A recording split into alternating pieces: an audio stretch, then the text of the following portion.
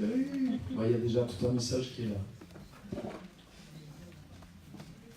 Je voudrais vous dire aussi que on est dans la rue en ce moment, ce samedi, hier, et les 2 samedis qui viennent. On est dans toute une stratégie en fait qu'on fait avec l'Église pour aider des gens à découvrir Dieu et à grandir en Dieu. Donc, dans cette stratégie, on a les sorties qu'on fait les samedis, qui vont se terminer par un concert ici, le 13 octobre, avec le numéro 1 du gospel francophone qui est Marcel Bungu. Normalement, j'aurais dû faire... Oh. Eh ouais, Marcel Bungu. C'est clair. Wow. Je vois que j'ai affaire à des connaisseurs. C'est vraiment la pointure du gospel francophone. Vous êtes allé voir sur YouTube, allez voir sur YouTube, et vous pouvez voir son CV. C'est un monsieur.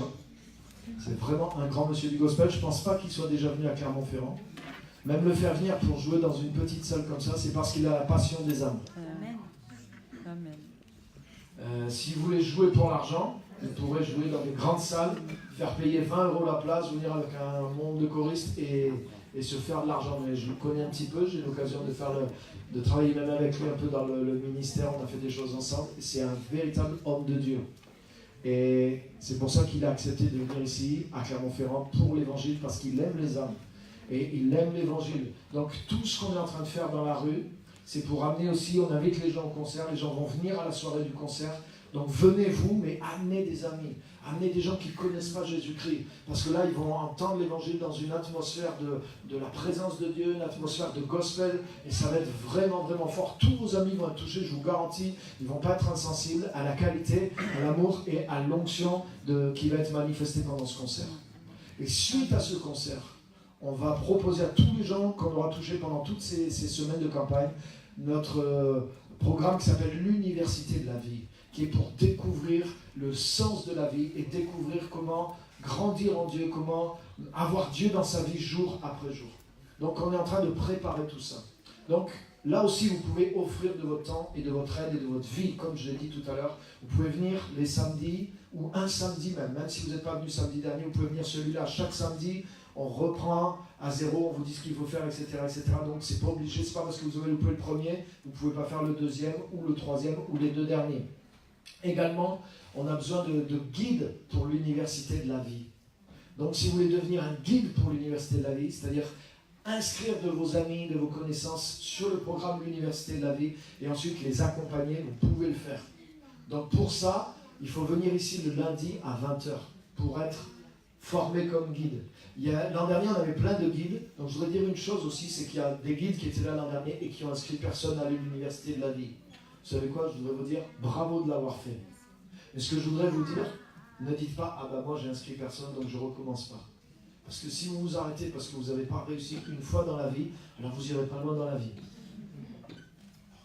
Moi, je me rappelle la première fois que j'ai essayé de marcher, je suis tombé. Qui c'est qui a marché la première fois qui a essayé? Personne. Et qui c'est qui a arrêté d'essayer? Personne non plus.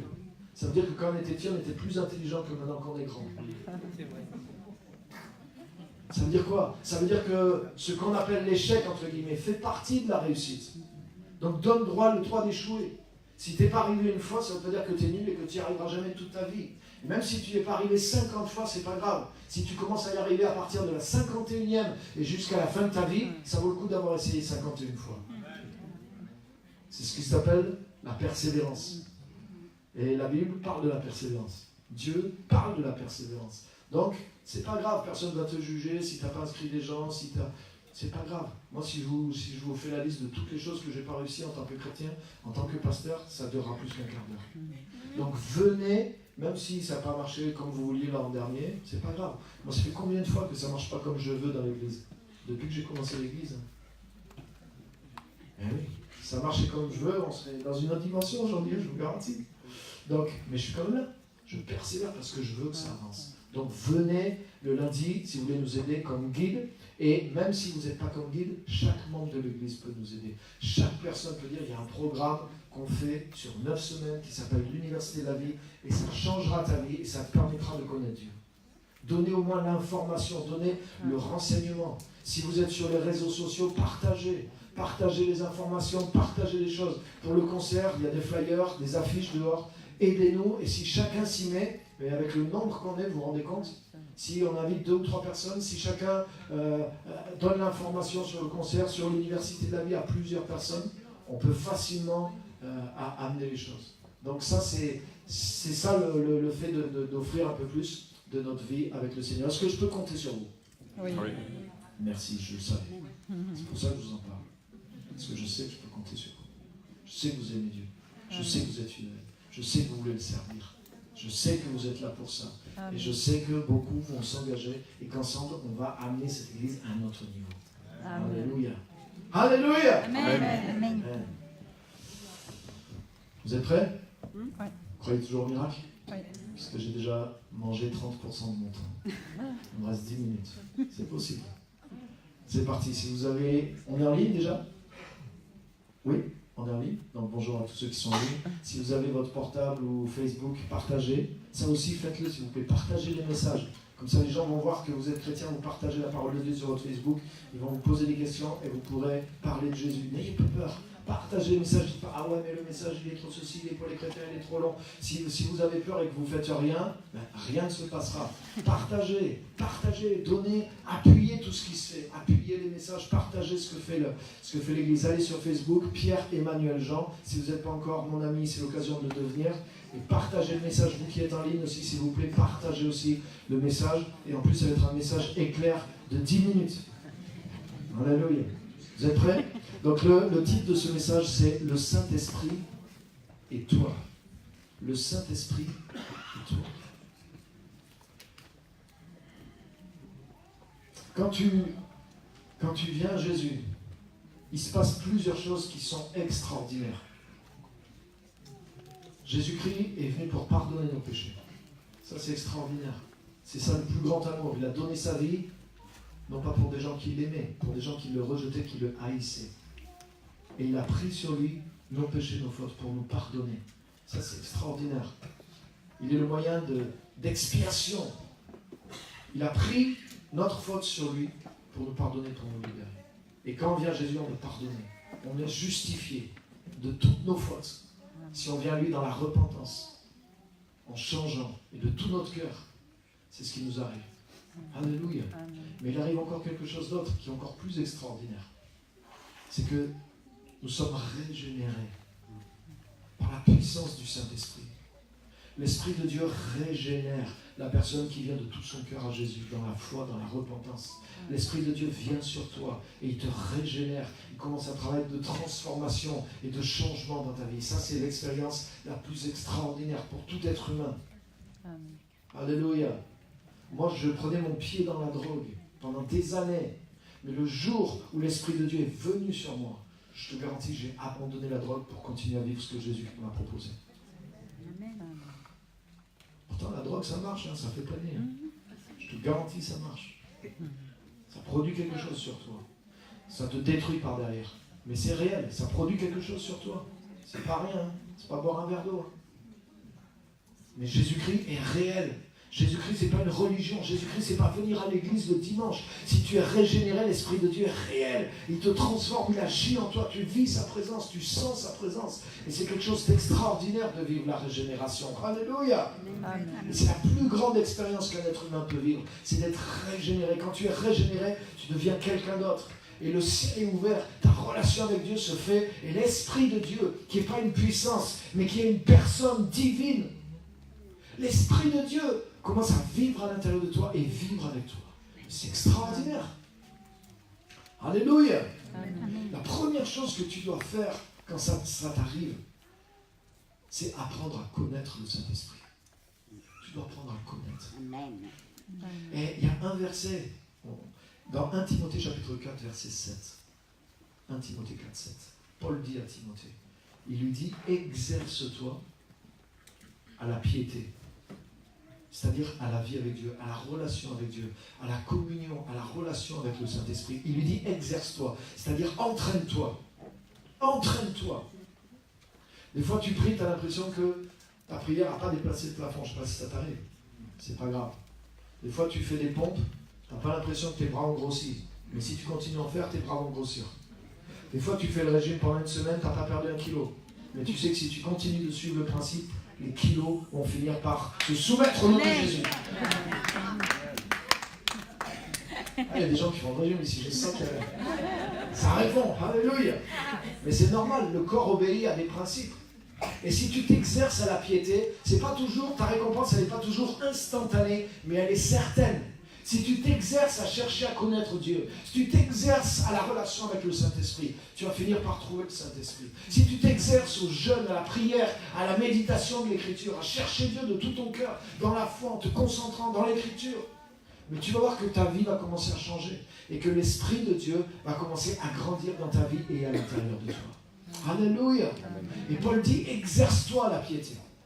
Exerce-toi, entraîne-toi. Si tu veux devenir... Comme j'ai dit tout à l'heure, l'onction sur la vie de quelqu'un, c'est pas de la chance. C'est pas le choix de Dieu. C'est le résultat de décision. Le résultat de quelqu'un qui s'est exercé à la piété. Alléluia. Si tu t'exerces à la parole, si tu t'exerces à obéir, si tu t'exerces à la présence de Dieu, si tu t'exerces à la prière, si tu t'exerces à la louange, si tu le fais de tout ton cœur, mais tu vas apprendre. C'est en forgeant qu'on devient forgeant. C'est en priant qu'on devient ouais. Bravo. Applaudissez.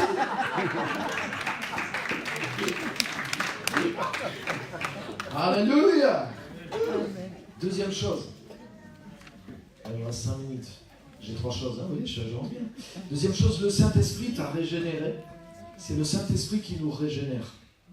Je vais vous dire quelque chose d'extraordinaire. Vous êtes prêts? Accrochez votre ceinture.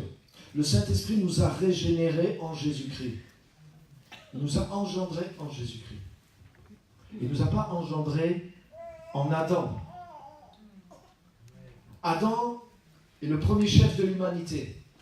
Et la Bible dit que Adam, il est l'image de celui qui devait venir. Mais il est l'image négative. Vous savez ce qu'Adam a fait?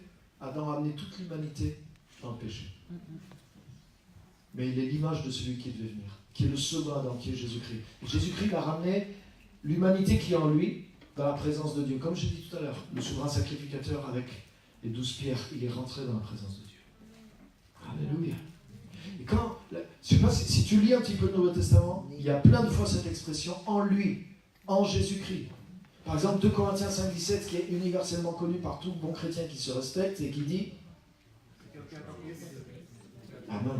Si quelqu'un est en Christ, il est une nouvelle. Les choses anciennes sont et toutes choses sont devenues nouvelles. Amen. Ça, c'est un verset qui parle de la régénération. Ça veut dire que tu n'as pas été régénéré juste comme un fils d'Adam. Écoute bien ça. Tu as été régénéré en Jésus-Christ. Si quelqu'un est en Christ, il est une nouvelle création. Les choses anciennes sont passées, toutes choses sont devenues nouvelles. Alléluia. Je vais vous dire une chose, les amis. Jésus-Christ est un nouvel Adam, un nouvel homme, mais qui est supérieur à Adam. Adam est né de la poussière du sol. Et Dieu a insufflé un souffle de vie en lui. Il est devenu une âme vivante. Mais Dieu l'a dit, tu es né du sol. Le nom même Adam, Adama, c'est la glaise, c'est le sol, c'est la poussière du sol. Adam est tiré de cette création. Et Dieu a dit, tu as été tiré de la poussière, tu retourneras. Mais Jésus-Christ, la Bible dit dans 1 Corinthiens 15, je n'ai pas le temps d'ouvrir tous les versets, mais tu liras. Il est dit que le second Adam, Jésus-Christ, il n'est pas né de la terre. Il est venu du ciel. Amen. Et quand Jésus est mort, est-ce que Jésus est retourné? Où Jésus est-il retourné? Au ciel. Au ciel.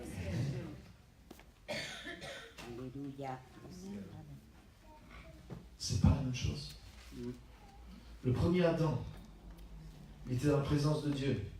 Il était avec une super beauté, hyper canon. Il était pour lui seul, il n'y a pas besoin d'être jaloux, il n'y avait personne d'autre que lui.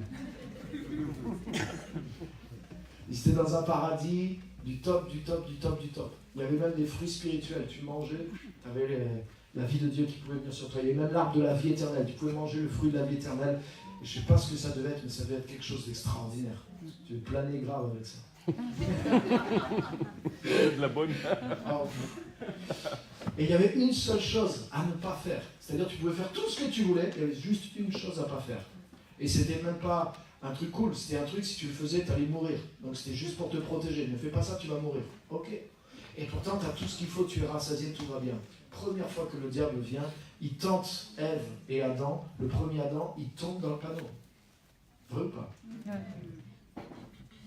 Le second Adam, Jésus-Christ, il n'est pas dans le paradis. Il vient sur la terre. Il jeûne pendant 40 jours, sans rien manger, dans un désert. Donc il n'est pas dans le même contexte. On est d'accord? Le diable vient. Et là, c'est pas une fois, mais c'est une fois, 2 fois, 3 fois qu'il le tente. Et ce nouvel homme, aux 3 fois, il le renvoie balader facilement. Non, il est écrit, il est écrit, il est écrit. Et il sort victorieux de cette tentation-là. Comment ça se fait? C'est pas un homme de la même nature. C'est pas un homme de la même nature. Dans 1 Corinthiens 15, il est dit, de même que nous avons porté l'image du terrestre, Adam, de même, nous porterons l'image du céleste qui est Jésus-Christ. Amen. C'est ce que je voudrais dire quand tu es né de nouveau. C'est pas juste Adam qui a été réparé, mais tu es né en Jésus-Christ. Tu es né dans une différente sorte d'humanité qui n'est pas faible comme était Adam. Si tu es en Jésus-Christ, tu n'es pas faible. Amen. Amen. La nature de Jésus-Christ qui a été engendrée en toi, c'est pas juste la nature d'Adam qui a été réparée de la chute. C'est une autre dimension. Alléluia. Amen. Alléluia. Amen. Le premier Adam, il est arrivé juste dans ce monde une fois qu'il a été créé du sol. Mais Jésus-Christ, il existait de toute éternité. Dans Ephésiens chapitre 1, il est dit qu'en lui, Dieu nous a choisis avant la création du monde. Donc il y a quelque chose qui dépasse le niveau d'Adam dans le fait d'être en Christ, les amis. Alléluia. Amen. Jésus a dit, tu ne peux pas prendre un tissu neuf et le raccorder à un vieux tissu. Mais tu sais quoi, pour beaucoup de chrétiens, leur nouvelle naissance, c'est exactement ça. C'est-à-dire, ils pensent qu'il y a une petite partie de vie nouvelle en eux, mais que tout le reste, c'est du vieux. Et ils sont toujours concentrés sur le vieux. Ah, ma vieille nature. Et des fois, les prédications, excuse-moi, mais elles sont là pour te fortifier dans cette croyance. Ta vieille nature, ton péché, attention, le monde est méchant, le diable est fort, attention au péché, attention à ta chair, attention à toi, attention à ceci. Et tu dis, voilà, là, je suis rempli de toute faiblesse, mais il y a quand même une petite partie de vie nouvelle qui est en moi. Mais Jésus a dit, c'est pas ça l'évangile. Jésus a dit, on ne peut pas mettre un truc neuf dans quelque chose de vieux. Donc quand tu es né de nouveau, et quand la Bible dit si quelqu'un est en Christ, c'est une nouvelle création, les choses anciennes sont passées, toutes choses sont devenues nouvelles, c'est réel. Sauf qu'il faut le voir pour le croire et le saisir, les amis. Nous ne sommes pas nés de nouveau en Adam. Nous ne sommes pas devenus un Adam réparé. Nous sommes nés de nouveau en Jésus-Christ. De quelqu'un qui n'est pas né de la terre, de quelqu'un qui n'a pas été faible, même dans des conditions extrêmes sur terre. Le diable n'a rien pu faire contre lui. Regarde, la nature d'Adam. Adam, lui, il devait juste ne pas désobéir et continuer à jouir de tous les plaisirs qu'il avait là. Et il devait juste ne pas désobéir dans son intérêt. Et il n'a pas été fichu de le faire. Jésus-Christ, lui, il était dans un monde qui était aride pour lui. Et qu'est-ce qu'il devait faire? Lui, il ne devait pas obéir pour se protéger de la mort. Il devait mourir pour obéir. Et il devait mourir en étant crucifié sur une croix, pire qu'une bête. Aujourd'hui, tu fais ça à une bête, tu vas en prison.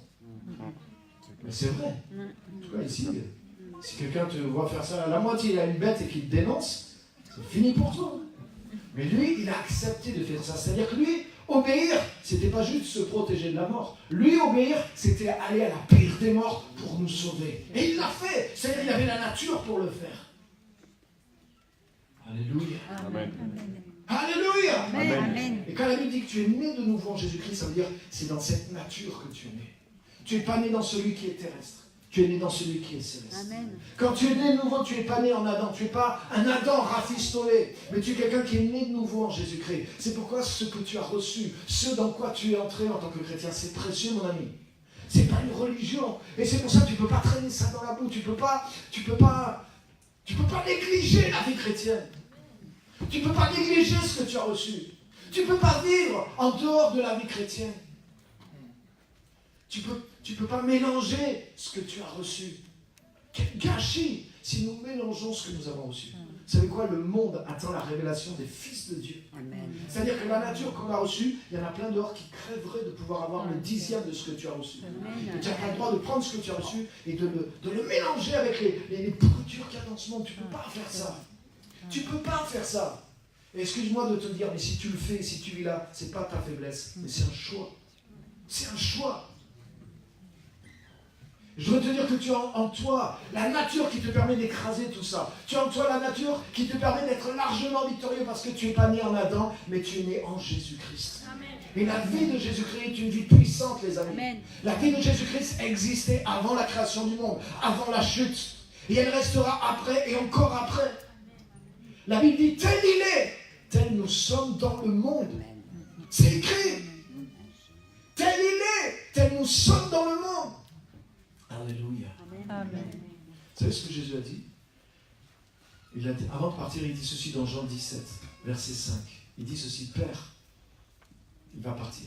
Il dit, Père, rends-moi la gloire que j'avais auprès de toi avant que le monde fût. Là, c'est autre chose. Il ne dit pas, Père, je viens juste ramener Adam de là où il est tombé. Tu vois ce que je veux dire? Il dit, non, Père, ramène-moi dans la gloire que j'avais auprès de toi avant que le monde fût. C'est pas question de Adam, même de Adam qui vit dans la présence de Dieu, c'est une autre dimension. Vous voyez ce que je veux dire? Mais quand Jésus continue de prier dans Jean 17, il dit, Père, je veux que là où je suis, ce que tu m'as donné, il soit aussi. Qu'est-ce que j'ai dit tout à l'heure? Le sacrificateur, il prend le peuple sur lui, le souverain sécuritaire, et c'est lui le seul à pouvoir entrer dans la présence de Dieu, mais c'est l'image de Jésus. C'est le seul à pouvoir aller. Adam n'a jamais été, avant la chute, Adam n'a jamais été là où Jésus-Christ était de toute éternité. Dans Jean 1, il est dit que Jésus-Christ était dans le sein du Père, il était dans le cœur du Père, et il est descendu pour nous le faire connaître. Il n'est pas venu de là où était Adam, il est venu d'un autre endroit. Et il est retourné dans la gloire de cet autre endroit. Et comme le souverain sacrificateur rentre dans cet endroit avec le peuple sur lui, Jésus-Christ est rentré dans cet endroit-là avec nous. Et il dit, Père, je veux que là où je suis, ce que tu m'as donné soit avec moi. Je leur ai donné la gloire que tu m'as donnée. Amen. Amen. Quand l'Esprit de Dieu est dans ta vie, c'est pas juste une expérience spirituelle. C'est pas juste une chair de poule. C'est pas juste un tremblement, c'est pas juste une chaleur, c'est pas une électricité, c'est pas même juste de parler en langue ou même des dons surnaturels qui arrivent. Bien sûr, il y a ces choses qui peuvent se passer, mais c'est quelque chose de glorieux. Ça veut dire que Dieu te permet de vivre la gloire que Jésus-Christ a et qu'il avait avant même la création du monde. Et tu peux vivre dans cette dimension-là, parce que c'est là que tu as été régénéré. Ta nouvelle nature, elle est branchée à ça. Si tu crois ça, si tu saisis ça, si tu embrasses ça, mon ami, il n'y a plus grand-chose qui va te faire quelque chose dans cette vie. Il n'y a plus grand-chose qui va t'arrêter. Dans 1 Corinthiens 15, toujours, je termine avec ça, il est dit le premier Adam, le premier homme, il dit il a reçu le souffle de vie, si tu lis ça dans Genèse 1, et il est devenu une âme vivante. C'est écrit dans 1 Corinthiens 15. Il est dit le second Adam, lui est devenu un esprit vivifiant. Vous avez déjà lu ce passage? C'est dans la Bible. 1 Corinthiens 15. Allez lire 1 Corinthiens 15. Le premier Adam, qu'est-ce qu'il a fait? Dieu l'a formé de la poussière. Il était comme une statue inanimée. Et Dieu a soufflé par son esprit, il est devenu une âme vivante. Ça veut dire que le maximum de la vie d'Adam, Adam était un récepteur de vie. Il a reçu la vie de Dieu, il avait la vie de Dieu, c'était extraordinaire. Mais il est dit du second Adam, Jésus. Jésus, lui, est devenu un esprit vivifiant. C'est-à-dire qu'il est devenu lui-même un esprit qui donne la vie. C'est-à-dire la vie en Jésus-Christ, c'est pas juste d'avoir la vie pour toi, c'est devenir un donneur de vie. La vie d'Adam, c'est recevoir la vie. Le maximum que ce qu'Adam peut faire, c'est avoir la vie pour lui. Mais le minimum qu'un enfant de Dieu peut faire, c'est avoir de la vie même pour les autres. Amen. Parce qu'il est vivifié par un esprit qui est vivifiant. C'est pour ça que si tu vis en tournant en rond sur toi et pour toi, tu vas mourir. Parce que la vie que tu as fait en toi, elle n'est pas faite pour toi. Elle est faite pour vivifier, elle est faite pour bénir. Si tu commences à aimer, si tu commences à croire que la vie de Jésus en toi, tu commences à prêcher l'évangile dehors. Si tu commences à faire des choses, à vivre pour Jésus-Christ, mais tu vas voir ce que dit la Bible, c'est que des fleuves d'eau vive sortent de toi. Amen. Tu vas voir que tu peux prier pour des gens peuvent être guéris. Tu vas voir que Dieu peut t'utiliser dans les dons, dans la parole de connaissance, etc., etc. Alléluia, c'est normal en réalité. Amen. Il y a une personne qui est toute nouvelle dans l'église, elle m'appelle. Pasteur, j'écoute, il m'arrive un truc bizarre, nanana. En fait, elle ne le sait pas, mais elle reçoit la parole de connaissance. Et c'est réel. Pour des gens, elle me dit, c'est bizarre ce qui m'arrive, mais je comprends ça, je vois ça, j'ai dit à la personne, et il me semble, elle me dit, mais pasteur, qu'est-ce que je fais avec ça, comment je gère ça? Elle est toute nouvelle en Christ, mais c'est la vie normale d'un chrétien. Parce que la vie d'Adam, c'est juste avoir la vie pour soi. La vie de Jésus, c'est un esprit vivifiant, c'est un autre niveau de vie. Et tu n'as pas été régénéré pour être un Adam rafistolé. Tu as été régénéré dans la vie de Jésus-Christ. Oui, tu vis encore dans un corps sur terre. Mais un jour, ce corps deviendra un corps spirituel. Tu auras le même corps que Jésus-Christ. Alléluia. Amen. Mais en attendant, tu es né en Jésus-Christ. Et c'est la vie de Jésus-Christ qui est en toi. Ce n'est pas juste la vie d'Adam. C'est quelque chose d'une autre dimension. Amen. Amen. Tu sais quoi? La dernière chose, Romains 8, 14. Le Saint-Esprit, il veut te conduire dans cette vie-là. Il est dit, tous ceux qui sont conduits par l'Esprit de Dieu sont fils de Dieu. Et là, c'est un mot différent, je n'ai pas le temps de développer. Mais c'est pas... Le verset suivant, il dit, l'Esprit rend témoignage à notre esprit que nous sommes enfants de Dieu. Comme en français, il y a fils et enfant. Quand tu es né nouveau, tu es enfant de Dieu. Mais l'Esprit te conduit à devenir un fils de Dieu, c'est-à-dire un homme, une femme de Dieu. C'est-à-dire que tu vis dans la vie de l'Esprit, c'est-à-dire que tu vis dans cette nouvelle nature qui est en Jésus-Christ pour que tu puisses la manifester. Tu deviens un esprit vivifiant à ton tour. Ça veut dire que si tu marches avec le Saint-Esprit, il va t'apprendre à développer ce que tu as reçu, à te développer dans cette vie qui est en Jésus-Christ jusqu'à ce que tu manifestes la vie d'un fils de Dieu. C'est-à-dire que la même vie que Jésus-Christ est venu manifester sur terre. Adam a manifesté le maximum de ce qu'il pouvait faire. Et tous ceux qui ont suivi derrière ont fait comme lui. Mais Jésus-Christ est venu amener une autre vie, un autre niveau, un autre standard. Et si tu vis avec le Saint-Esprit, tu vas pouvoir manifester la même vie que Jésus-Christ sur terre. Alléluia. Amen. Et le succès dans l'évangile, tu sais quoi, il ne peut pas venir en dehors de ça. Le succès, c'est pas d'avoir du monde. Il y a des gens qui sont dans le faux, ils ont du monde aussi. Ben oui, Hitler, il a eu du monde aussi. Ça ne veut pas dire que Dieu l'a utilisé. Hein. Au contraire. Donc c'est pas forcément ça. Mais ça veut dire que si Dieu vraiment est en toi, si la nature de Jésus-Christ dans laquelle tu nais de nouveau grandit à l'intérieur de toi, il y a quelque chose qui va se passer au travers de ta vie. Amen. Et le fruit dans lequel Dieu veut nous amener, individuellement en tant qu'Église, il vient sur cette base-là. Ce n'est pas la croissance juste de mon activité, de mes résultats, non, non, non. C'est la croissance de la vie de Christ à l'intérieur de moi. Cette vie qui n'est pas juste celle d'Adam, qui est celle de Dieu. La gloire qu'il avait avant la fondation du monde. Un esprit vivifiant. Alléluia.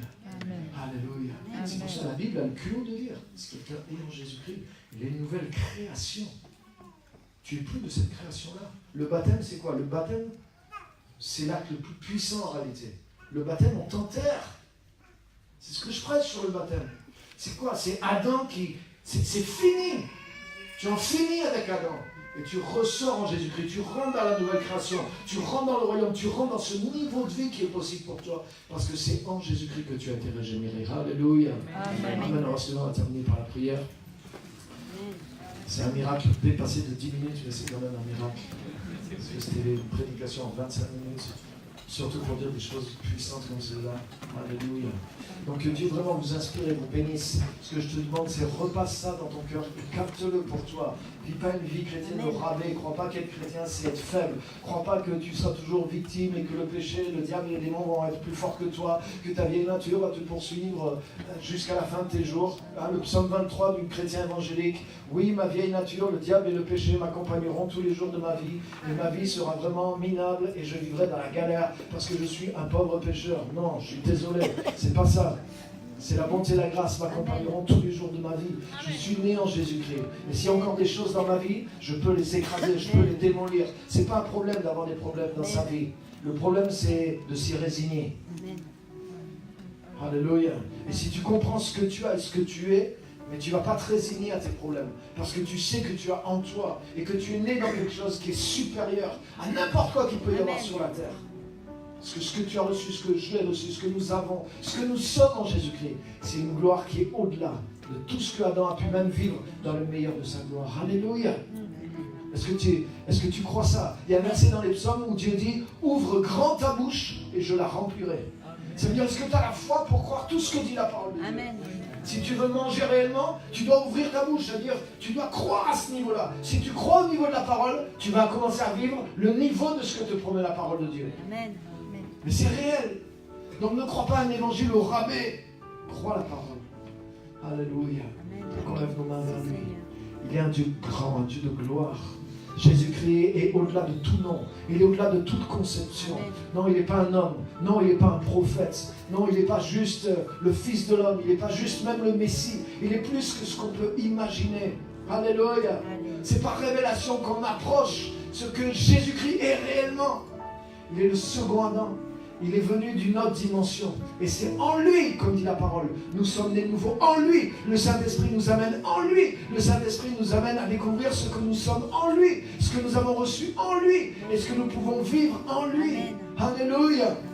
Alléluia. Amen. Ne perds pas ta vie dans la vanité de ce monde. Ne cache pas ta vie dans les choses même destructives de ce monde. Sois pas un chrétien partagé. Si tu es comme ça, repens-toi parce que c'est des décisions.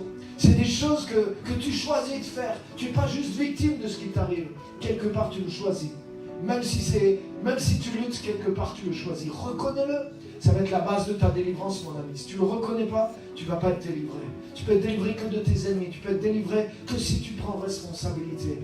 Et tu dois te repentir. Tu ne dois pas cacher. Tu dois dire, Seigneur, oui, c'est ça. Sinon, tu ne vas pas vivre cet héritage qui est là. Sois vrai avec toi, sois vrai avec Dieu. Et reste pas dans la médiocrité ni dans le compromis, mais vis la vie glorieuse de Jésus-Christ. Si tu es né de nouveau, tu peux vivre quelque chose dont le monde a besoin de voir. Quelque chose d'extraordinaire. Donc ne patauge pas dans la boue, alors que tu peux vivre dans la gloire et dans la lumière, dans la gloire de Dieu. La gloire de Dieu est en toi. Tu as été appelé, tu as été élu dans la gloire et dans la lumière. Ce n'est pas pour vivre avec une partie dans les ténèbres.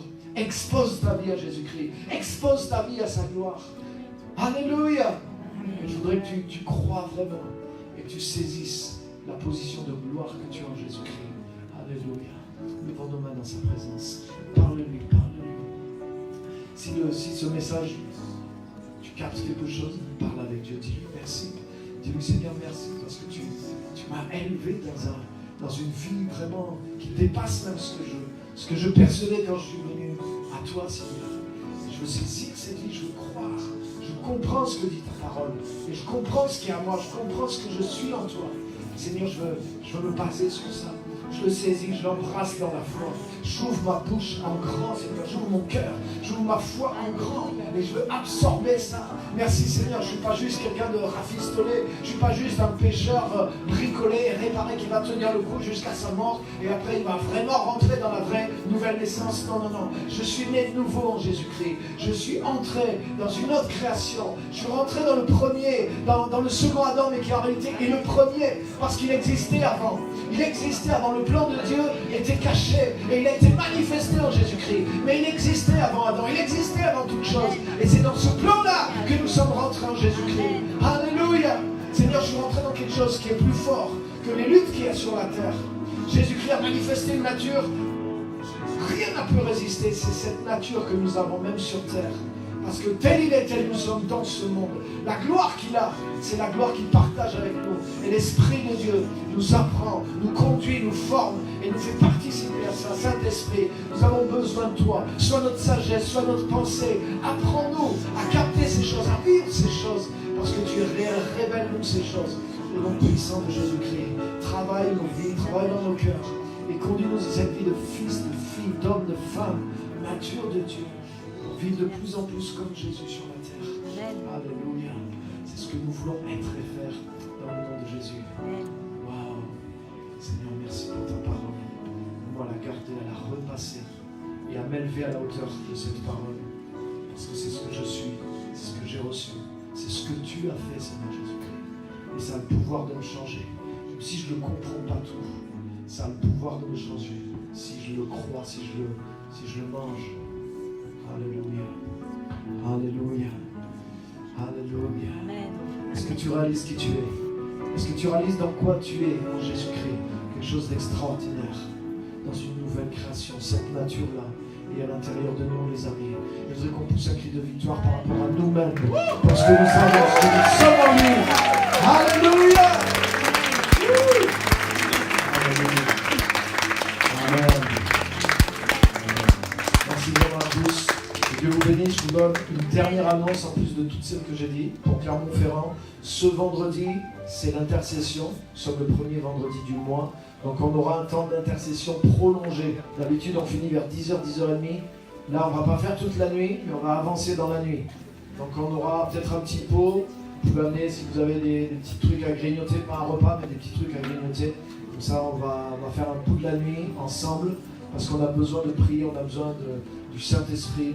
On a besoin de l'onction sur la stratégie qu'on fait, sur nos vies aussi pour passer dans un autre niveau. Amen. Donc, si vous ne pouvez pas tout faire, mais vous pouvez être là vendredi en tout cas, soyez les bienvenus. On aura un temps spécial dans la présence de Dieu à partir de 20h ce vendredi. Que Dieu vous bénisse.